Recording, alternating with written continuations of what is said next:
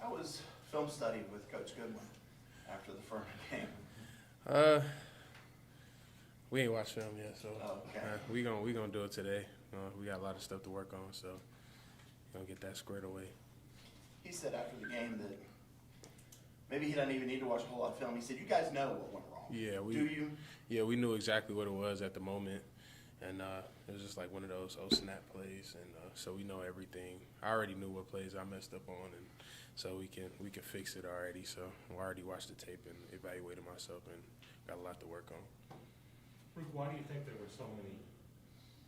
were a bunch of errors in that game, and especially coming off the game you guys had against Georgia Tech? Just little mental mistakes. Just stuff. It's just a lot of fixable stuff. Stuff we can, sometimes you need stuff like that to happen, so you know your strong areas and your weak areas, and so, just little mental stuff that we can fix as a whole and get better on and build on to the next game. You think it's just one of those early season things before you guys really get going into the season?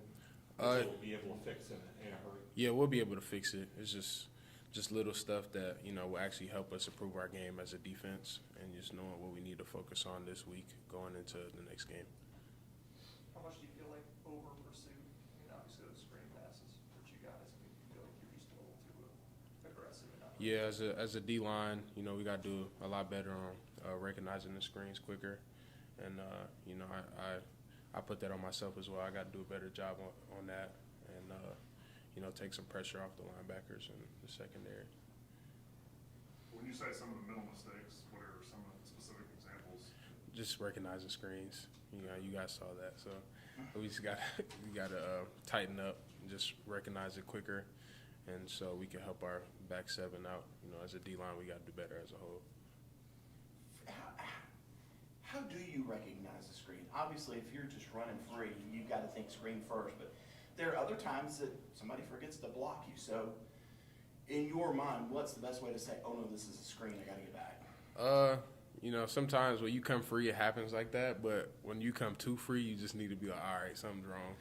And the quarterback's retreating, and I came too free, and I got to put my foot in the ground and turn around and try to find a running back and get the ball.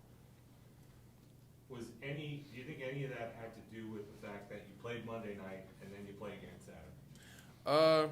Not really. I mean, we're the strength and conditioning staff do a good job of getting our bodies ready, so we weren't as dinged up, and so it was a quick turnaround, something that we're not used to.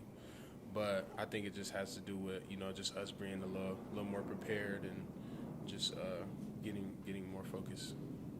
What do you think you guys did well against them? I think we played the run pretty well, and tried to do that. And I think the pursuit to the ball was good.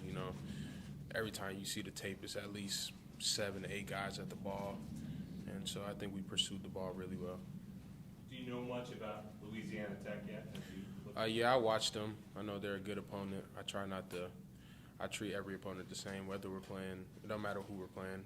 We're playing in the Natty or Week 3. I try to prepare the same, so try to watch as much film as I can and rest and recover my body as much as I can.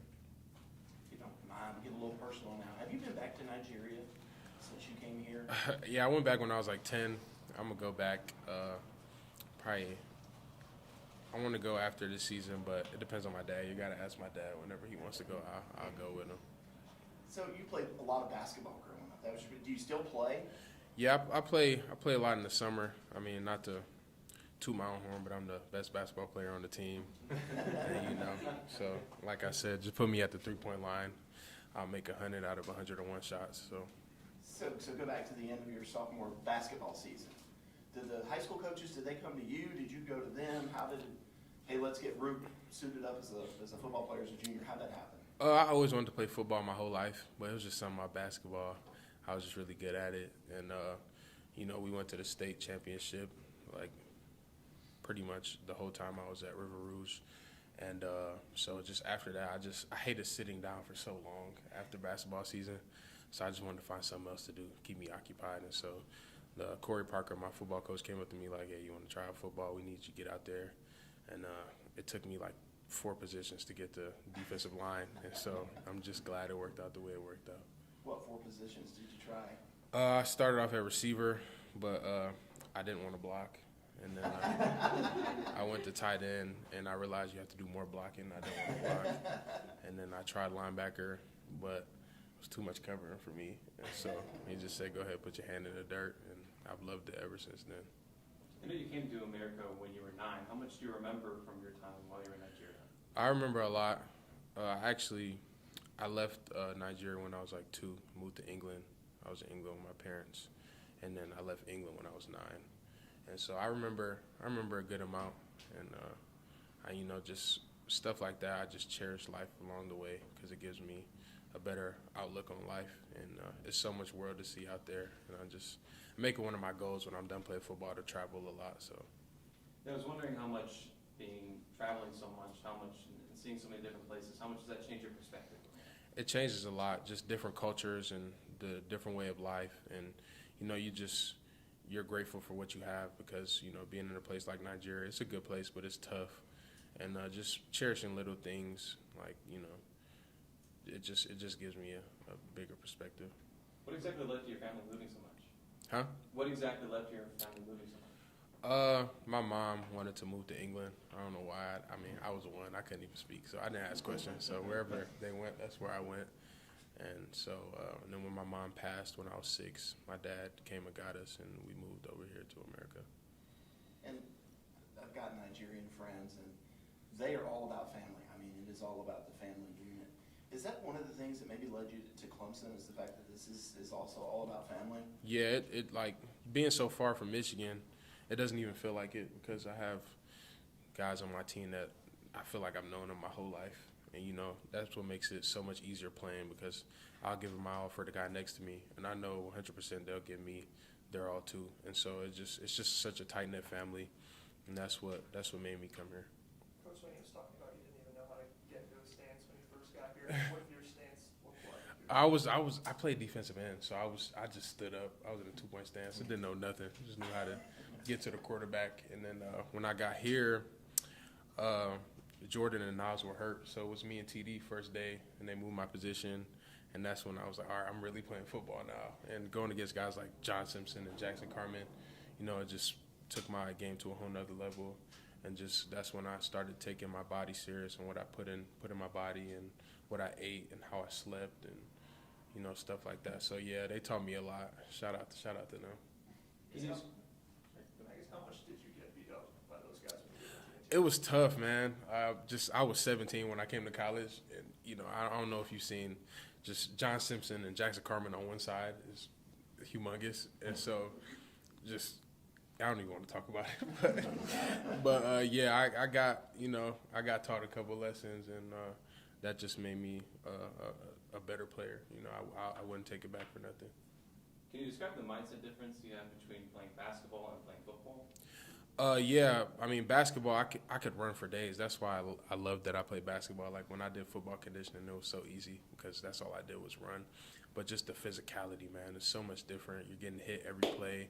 And, Coach Sweeney likes to say the closer you are to the ball, the more important you are. So, I feel important. And so that's why I didn't mind them moving me from defensive end to defensive tackle because I guess I'm more important there. Did it take you a while to adapt to that, jump in physicality with football? Yeah, it took me a little. Mentally, I was there. It took me. It wasn't long to learn the plays, but it's just that physicality. Just you would think it's no different, but when your hand is really in the dirt constantly, it's just constant physicality and shocking and shedding, and just having guys like Tyler Davis next to me. He's a football genius, and he taught me everything he knew, and so we push each other, and we just try to keep learning and learning. And over the years, can you describe just how much has your love for football changed and grown? It's grown so much. I always would watch it, even in England. I didn't understand it, but I just liked it. And my mom was always scared that I was going to get hurt playing it, but I just told her, I'm good. And so it's grown so much, and especially being in an environment like this, I'm just so passionate about everything that I do. Did you have any basketball offers? Yeah, I had mid-major little interest in offers. What position? Point guard. Really? Yeah. I guess last year talking about you just as a guy who was starting to emerge. This year, Coach Sweeney was talking about you as a guy who could potentially be a fourth round or first round type of NFL prospect. I mean, what do you think has changed between the last year and this year? I started to take what I put in my body more serious, and sleep. Sleep is like such a key factor in recovery, and so I just tried to take that next step. Just whatever it was that I did last year, I tried to do triple that this year, and whether it be eating, sleeping, watching film, whatever I did last year, I just want to double and triple that and just keep building on that.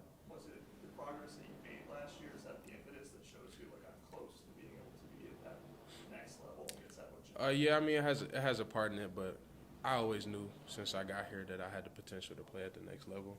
But I tried not to focus on that. I just tried to be where my feet are and just focus on it now. And when I get there, I get there. So how did you figure out sleep was so important? Because when I was younger, I never slept. I was so antsy. Like before the games, my basketball games, I was always so antsy. So I'd be up till like 3 a.m. just watching basketball, and I realized that wasn't good. Even though I had the energy, then maybe if I slept more, I would have 10 times more energy. And so I started sleeping more, and I started seeing the change in my body. And that's why became a little sleeper. So anytime I get a chance to sleep, I just try to take a nap. So how many hours a night do you get? I try to get like 8 to 9. Yeah. What was the norm before that? 5. I was happy with 5. Are there any secrets to how to go to sleep best? Yeah, I try to put my phone down. That phone, just once I put my phone down and turn it off, and when I feel tired, I turn it back on so my alarm rings. And so when I just put my phone down and just stare at the ceiling, I fall asleep. Ruke, a couple of quick ones. Because of your time in England, did the death of Queen Elizabeth resonate with you and your family a little bit more than maybe some other guys around here? I don't know much about that stuff. I mean, maybe my dad does, but I was there for such a short time, and I was so young, so I was just playing soccer and just living life. As far as basketball, how many guys here who can't believe that you're the best basketball player on the team have called you out and then you've had to shut them down? Yeah, I mean, everybody always wants a shot at the best, so everybody calls me out, and we just recently built a basketball court in there, and so if we have time, we can go in there. But yeah, they called me out a lot in the summer, and I just had to show them that I'm the best basketball player on the team still, and will always be. Is there anybody with a close number 2? Or? Nah, nobody's close to me. Maybe you ought to talk to Coach Brown now. Yeah, I mean, they just put me on that court. I mean, some people compare me to LeBron James, but I don't want to. All right, thanks, LeBron. We've got Jordan McFadden.